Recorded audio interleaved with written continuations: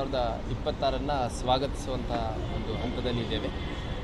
ಇದರ ಹಿನ್ನೆಲೆಯಲ್ಲಿ ಹುಬ್ಬಳ್ಳಿ ಧಾರವಾಡ ಅವಳಿ ನಗರದಲ್ಲಿ ಸಾಕಷ್ಟು ಮುಂಜಾಗ್ರತಾ ಕ್ರಮಗಳನ್ನು ಈಗಾಗಲೇ ಕೈಗೊಂಡಿದ್ದೇವೆ.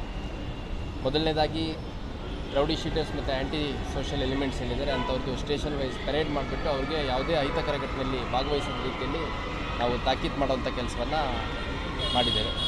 ಅದ್ರ ಜೊತೆ ಡ್ರಗ್ ಪೆಡ್ಲಿಂಗ್ ಮತ್ತು ಕನ್ಸ್ಯೂಮರ್ಸ್ ಯಾರಿದ್ದಾರೆ ಅವ್ರನ್ನೆಲ್ಲ ಯಾವುದೇ ಚಟುವಟಿಕೆಯಲ್ಲಿ ತೊಡಗೊಳ್ಳದ ರೀತಿಯಲ್ಲಿ ಈಗಾಗಲೇ ನಾವು ಪೆರೇಡ್ ಮಾಡಿದ್ದೀವಿ ಮತ್ತು ತಾಕೀತು ಮಾಡಿದ್ದೀವಿ.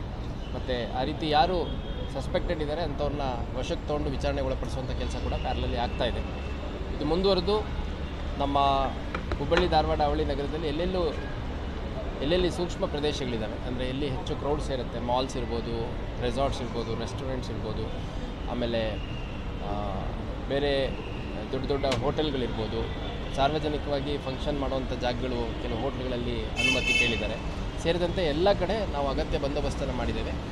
ಈ ಸಂಭ್ರಮಾಚರಣೆಯಲ್ಲಿ ಮಹಿಳೆಯರು ಮತ್ತು ಮಕ್ಕಳು ಏನಿದ್ದಾರೆ, ಯುವತಿಯರಿದ್ದಾರೆ, ವಿದ್ಯಾರ್ಥಿನಿಯರಿದ್ದಾರೆ, ಅವ್ರಿಗೆ ಯಾವುದೇ ರೀತಿ ತೊಂದರೆ ಆಗದ ರೀತಿಯಲ್ಲಿ ನಾವು ಮುಂಜಾಗ್ರತಾ ಕ್ರಮವನ್ನು ಕೈಗೊಳ್ಳುವಂಥದ್ದು ಮತ್ತು ಸಿಬ್ಬಂದಿಗಳನ್ನು ನಿಯೋಜನೆ ಮಾಡುವಂಥದ್ದು, ಮಹಿಳಾ ಸಿಬ್ಬಂದಿಗಳನ್ನು ನಿಯೋಜನೆ ಮಾಡುವಂಥದ್ದು ಮತ್ತು ನಮ್ಮ C C T we watch ಮಾಡುವಂಥದ್ದು, ಪೆಟ್ರೋಲಿಂಗ್ ವೆಹಿಕಲ್ಸ್